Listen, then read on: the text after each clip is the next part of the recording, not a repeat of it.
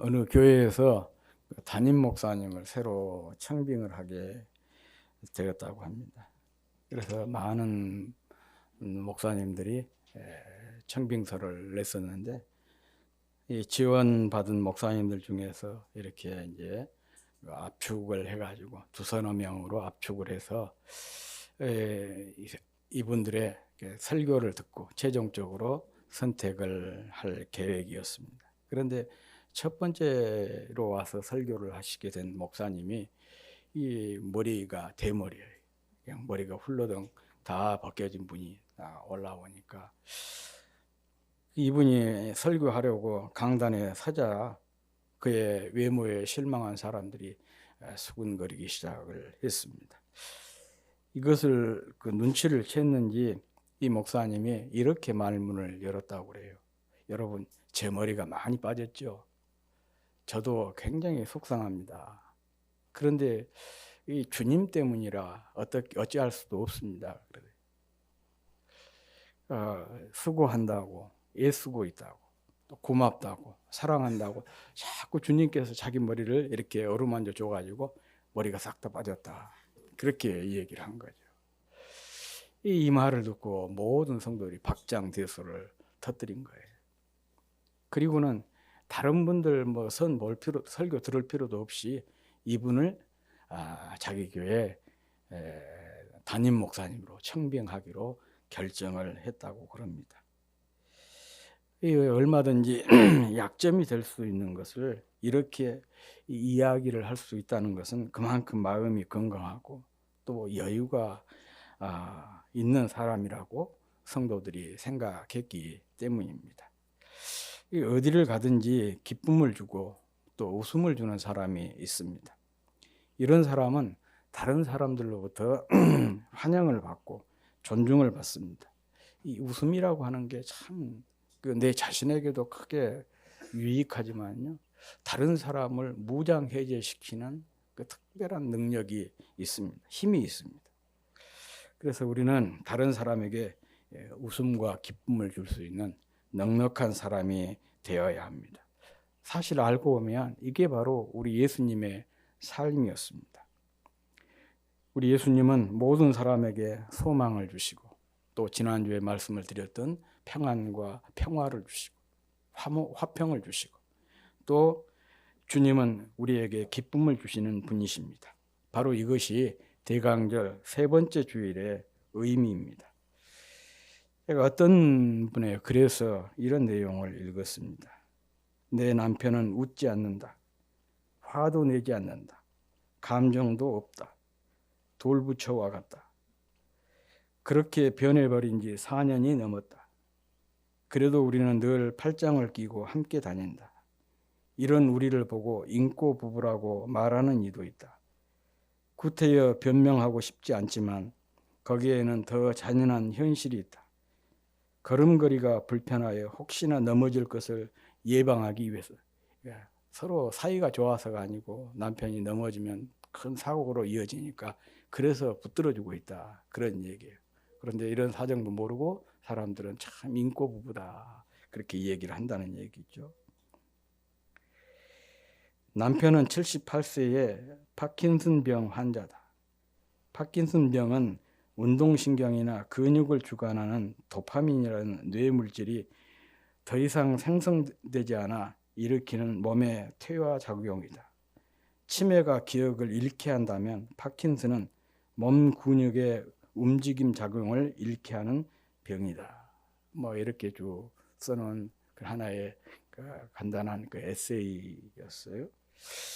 글을 쓴 이의 남편은 웃을 수도 없고 화를 낼 수도 없고 슬퍼하지도 못하는 정말 그 슬픈 병에 걸린 것 같습니다.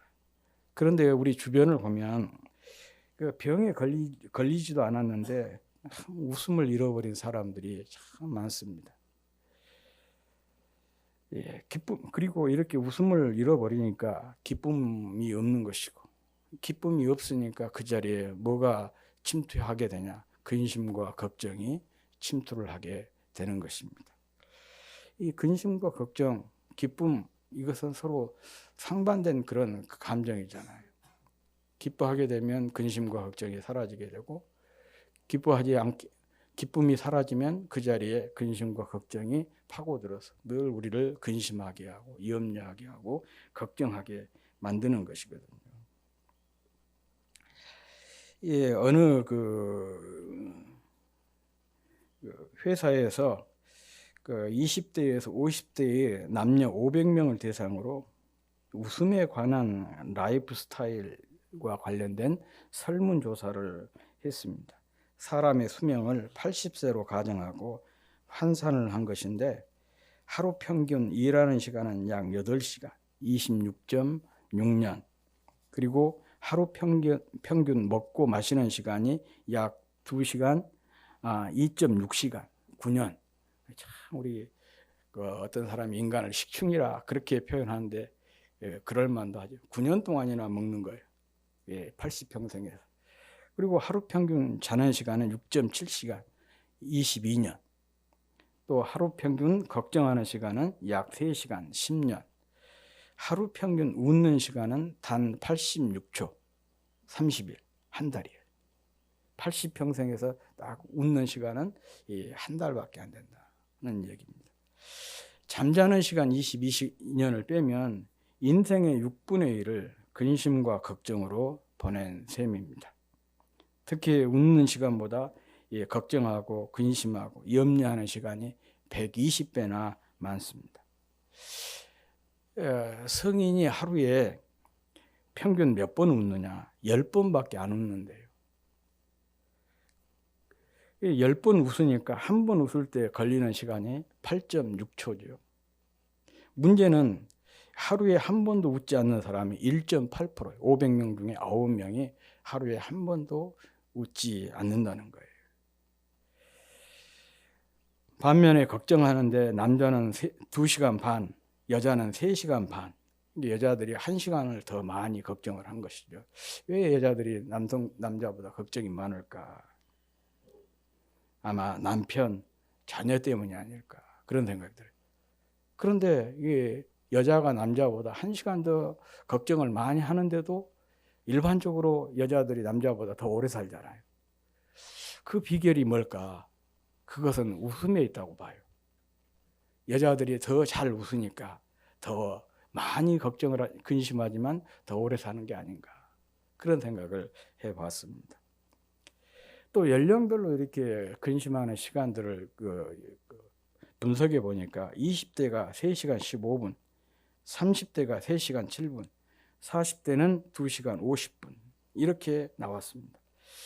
우리가 상식적으로 생각하면 40대가 가장 걱정을 많이 하고 염려를 많이 할 것 같은데, 그렇지 않아요. 오히려 20대가 더 많은 시간을 근심하고 걱정하는데 보내더라는 얘기죠. 그만큼 우리 사회가 젊은 사람들이 살아내기 힘든 그런 사회라는 것을 반증해 주는 것 아니겠습니까? 직장도 결혼도 살아갈 미래도 모두가 이들에게는 걱정거리인 것이죠. 이런 의미에서 우리가 젊은이들에게 응원을 아끼지 말아야겠고, 정말 젊은이들이 마음 놓고 웃을 수 있는, 늘 기뻐할 수 있는 그런 사회까지는 우리가 영향을 못 미치더라도 적어도 교회 안에서는 우리 젊은이들이 어깨를 활짝 펴고 크게 웃을 수 있는, 크게 기뻐할 수 있는 그런 교회가 됐으면 좋겠다, 그런 생각을 해 보았습니다. 성경에는 우리 주님께서 우셨다는 기록은 있어도 웃으셨다라는 기록은 없습니다. 물론 이 말은 예수님께서 평생 한 번도 웃지 않았다, 그런 얘기는 아닐 거예요. 성경을 이렇게 깊이 읽어보면 주님께서 직접 웃으셨다라는 표현을 직접적으로 표현하지는 않지만은 충분히 성경 이렇게 맥락을 읽어보면 여기 이 지점에서 주님께서 웃음을 그냥 탁 터뜨렸겠다, 굉장히 기뻐하셨겠다, 그런 지점들이 많이 있습니다. 그런데 이렇게 직접적으로 예수님이 우셨다는 표현이 있어도 웃으셨다는 표현이 없는 것은 우리가 사는 세상이 그만큼 힘들고 어렵다는 것, 그래서 웃을 일보다는 우울 일이 더 많은 것이 우리 인생이라는 것을 보여주기, 반영한 것이 아닌가, 그런 생각을 해 보았습니다. 그렇지만 제가 서두에서도 말씀을 드렸듯이 주님께서는 따르는 사람들에게 큰 기쁨과 즐거움을 주셨던 분입니다. 정말 크게 웃게, 이 웃음을 회복시켜 주셨던 분인 것을 성경 여러 곳에서 확인할 수가 있습니다. 지난 11월 마지막 주일에 제가 그 본문을 가지고 말씀을 드렸죠. 18년 동안 꼽주로 살아가는 한 여인 얘기를 했는데, 그날 주님께서 그 여인의 병을 고쳐주시고, 그리고 그 주님이 고쳐주신 그 현장에 있었던 모든 사람들에게 큰 기쁨을 주님께서 주셨던 것을 비롯해서 요한복음 2장에 보면 가나의 혼인잔치가 나오죠. 혼인잔치 중에 포도주가 떨어져서 정말 큰 위기가 닥쳤었는데, 그런데 주님께서 물로 포도주를 만드셔서 이 혼인잔치를 전체 주관하고 있는 연회장, 또 신랑, 거기에 참여한 모든 그 하객들에게 큰 기쁨을 주셨습니다. 또 가족과 지역 사회로부터 버림받고 한적한 곳에서 생활하던 10명의 한센스병 환자들, 그 환자들을 주님께서 치료해 주심으로 그들에게 나가서 그들의 가족과 그 지역 사회에 큰 기쁨을 주셨습니다. 성공은 했지만 사회적 외톨이가 된 삭개오에게 기쁨을 주시고, 또 소경 거지로 길바닥 인생을 살고 있던 바디메오에게 기쁨을 주신 분도 우리 주님이셨습니다.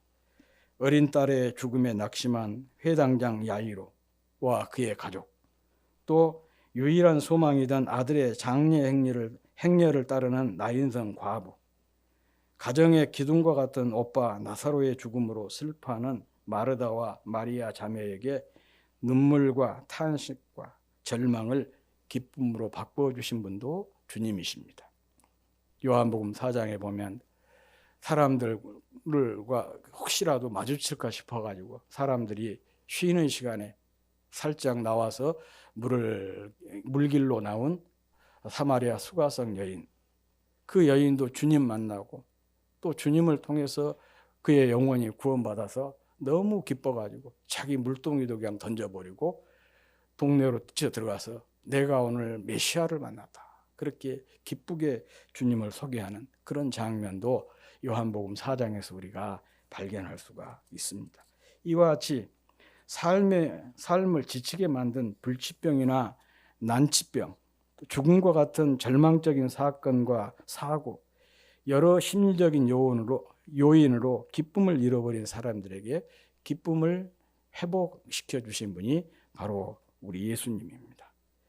이렇게 사람들에게 기쁨을 주는 것, 주체할 수 없는 즐거움과 웃음을 주는 것이 주님의 중요한 사역 중에 하나였습니다. 일찍이 선지자 이사야는 메시아의 사역을 이렇게 예언을 했어요.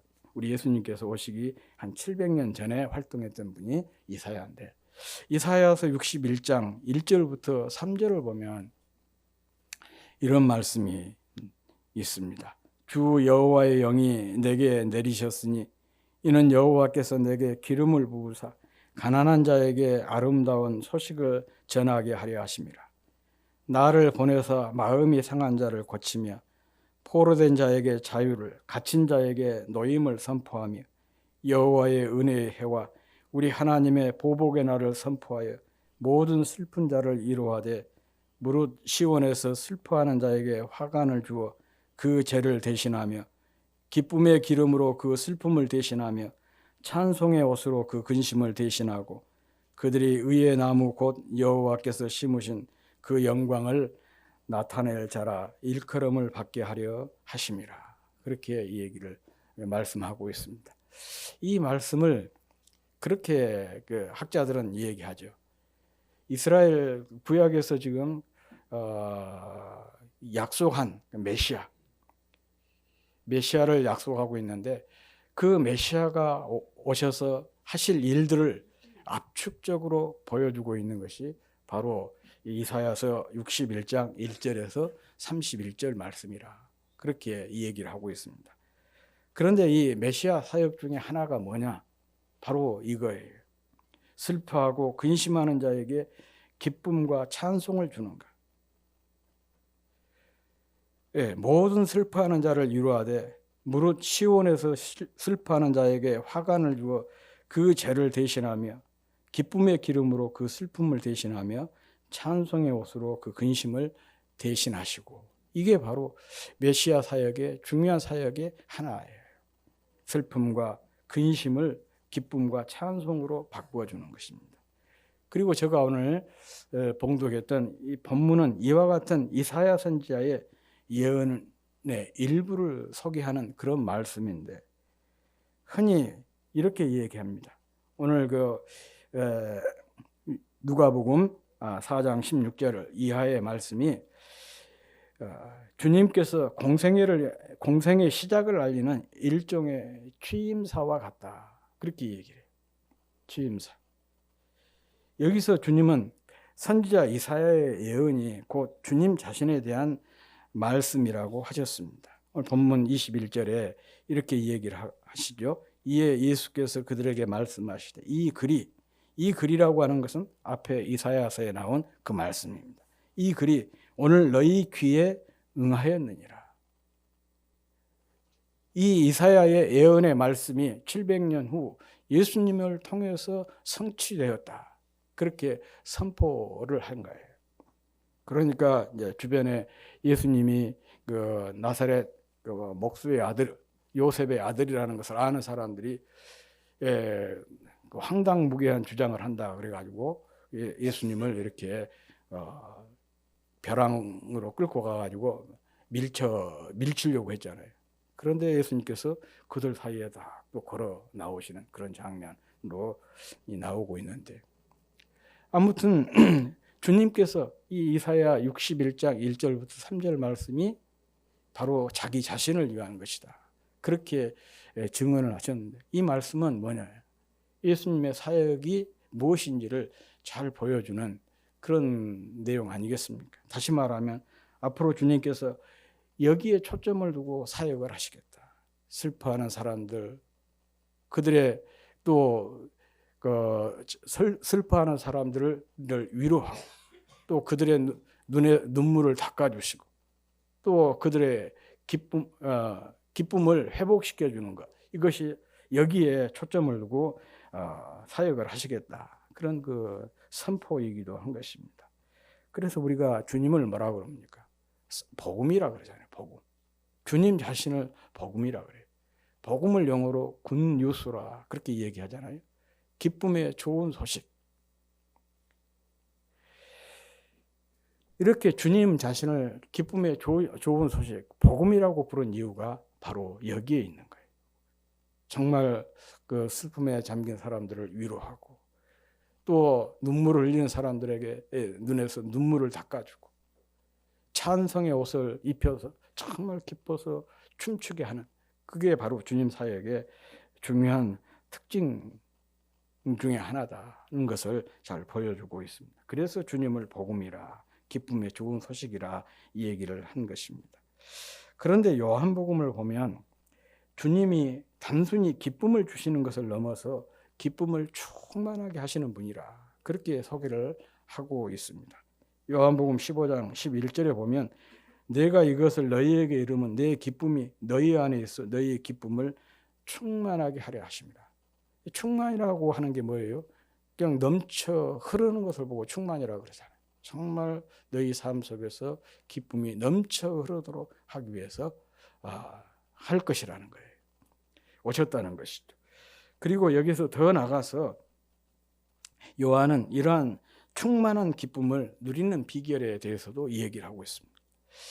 분명히 주님은 기쁨을 주시기 위해서 오셨고, 그냥 기쁨을 주실 뿐만 아니라 충만한 기쁨을 주시기 위해서 오셨는데, 실제로 우리가 우리 삶을 들여다보면 그것을 누리고 있지 못하는 경우가 참 많잖아요. 솔직히 내가 지금 열심히 신앙생활을 하고 있다고 자타가 공인하지만 정말 충만한 기쁨 속에서 신앙생활을 하고 있느냐? 물론 그럴 때도 있지만 항상 그러냐? 거기에 대해서 누구 자신 있게 나는 그렇다 그렇게 이야기할 사람이 몇이나 되겠습니까? 그런데 주님께서 이렇게 말씀하셨어요. 삶 속에서 이 충만한 기쁨을 누리는 비결. 요한복음 16장 24절 말씀입니다. 지금까지는 너희가 내 이름으로 아무것도 구하지 아니하였으나 구하라. 그리하면 받으리니 너희 기쁨이 충만하리라. 이렇게 말씀하고 있습니다. 충만한 기쁨을 누리는 비결이 뭐냐? 기도에 있다는 거예요. 너희가 지금까지는 구하지 아니하였으나 내 이름으로 아무것도 구하지 아니하였으나 구하라 그래. 이건 왜 그러냐 하면 당시 주님을 따르던 제자들은 기도할 필요가 없었어요. 왜 그랬을까요? 주님과 함께 있는데 뭐 주님께 기도할 필요가 뭐가 있었겠습니까? 그런데 이제 주님이 이 말씀을 하신 때는 어느 때냐? 이제 주님께서 제자들과 고별을 할 때가 다가온 거예요. 이제 내가 너희들을 떠나게 되고 떠나게 되어서도 계속해서 너희들과 교류하는 방법이 뭐냐? 그게 바로 기도라는 것이죠. 내가 너희들을 떠날지라도 너희들이 내 이름으로 무엇이든지 구하면 다 받을 것이다. 그래서 너희 기쁨이 충만하게 될 것이다. 이렇게 말씀을 하신 것입니다. 그렇습니다. 기도할 때, 기도에서 응답을 경험할 때 우리는 충만한 기쁨을 누리게 됩니다. 우리가 복음서를 통해서도 그런 걸 볼 수가 있잖아요. 물론 이렇게 문제 많은 사람들이 주님 앞에 나왔을 때 그들이 기도하기 전에, 구하기 전에 주님께서 일방적으로 그들의 문제를 해결해 줘서 기쁨을 회복시킨 그런 사례도 많이 있지만은 또 어떤 경우에는 직접 주님께 간절히 부르짖을 때 주님께서 가던 길을 멈추고 그를 오게 해서 그의 삶의 문제를 해결해 주셔서 기쁨을 회복시켜 주시는 그런 장면들도 자주 발견이 되고 있습니다. 그래서 당시에는 모두가 다 주님이 곁에 있었기 때문에 뭐 주님께서 알아서 그렇게 해주실 수도 있었지만 지금 우리는 물리적으로 주님과 함께 하지 않죠. 떨어져 있어요. 그런데 물리적으로 떨어져 있지만 영적으로 늘 주님과 함께 할 수 있는 방법이 있는데 그게 바로 기도라는 것입니다. 우리가 주의 이름으로 무엇이든지 구하면 주님께서 우리에게 응답해 주시고 그 응답을 통해서 우리는 그 충만한 기쁨을 누리게 된다는 것입니다. 이것은 제 얘기가 아니고 정말 그 기도를 깊이 했던 기도의 사람들이 공통적으로 경험했던 것이고 공통적인 고백입니다. 우리 찬송가에도 찬송가 364장에 보면 이런 내용이 나오잖아요. 내 기도하는 그 시간 그때가 가장 즐겁다. 이 세상 근심 걱정에 얽매인 나를 부르사 내 진정 소원 주 앞에 낱낱이 바로 아래에 큰 불행 당해 슬플 때 나 위로받게 하시네. 내 기도하는 시간 그때가 가장 즐겁다. 주 세상에서 일찍이 저 요란한 곳 피하여 빈들에서나 산에서 온 밤을 세워 지내사 주 예수 친히 기도로 큰 본을 보여주셨네. 뭐 이런 찬양이 기도하는 시간이 가장 즐겁다. 이렇게 고백을 하고 있습니다. 정말 이런 그 믿음의 선배들의 고백이 내 고백이 되고 우리의 고백이 되었으면 좋겠습니다. 그래서 기도를 통해서 주님께서 예비하신 충만한 기쁨을 누리는 삶. 그래서 신앙생활은 가장 그 단순화시키면 기도 생활이라 그렇게 얘기를 합니다. 우리의 기도 생활이 충실하게 또 충만하게 이루어지면 우리는 정말 기쁨에 넘치는 그런 신앙생활을 할 수가 있는 것입니다.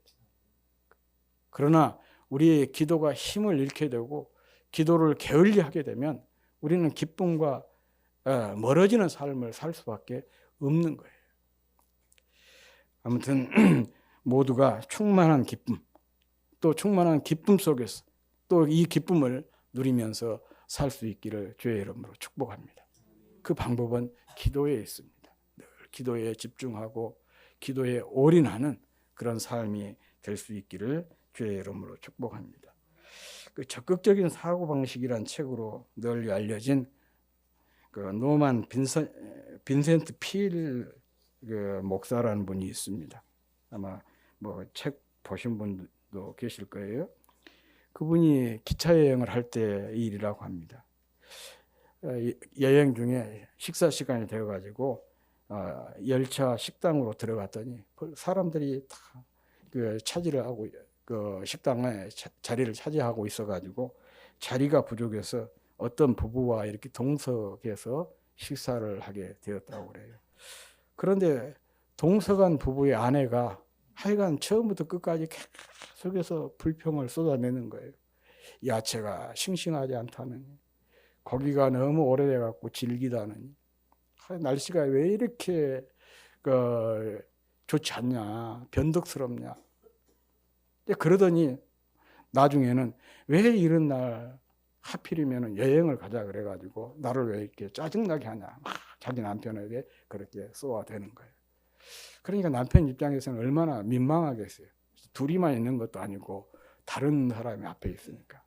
그러니까 이 아내가, 남편이, 선생님 죄송합니다, 예, 제 아내 직업 때문에 이게 직업병입니다, 그렇게 얘기를 하더라는 거예요. 그래서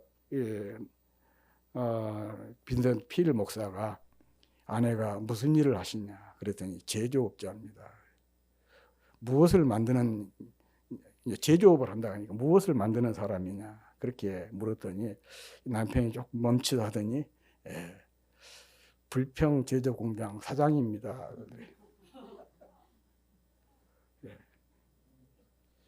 그러니까 한마디로 말하면 불평꾼이라는 얘기죠. 주변에 꼭 이런 사람이 있습니다.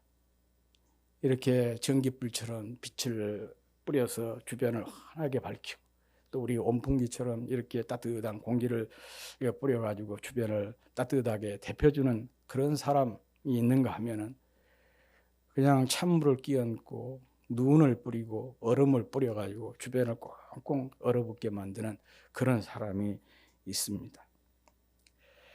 내가 웃으면 거울이 웃는다, 그런 말이 있습니다. 이 말은 거울은 먼저 웃지 않는다는 뜻입니다. 내가 웃어야 상대방이 웃는다는 것이죠. 누군가 해맑게 웃는 모습을 보면 절로 기분이 좋아져서 나도 모르게 웃음이 나옵니다.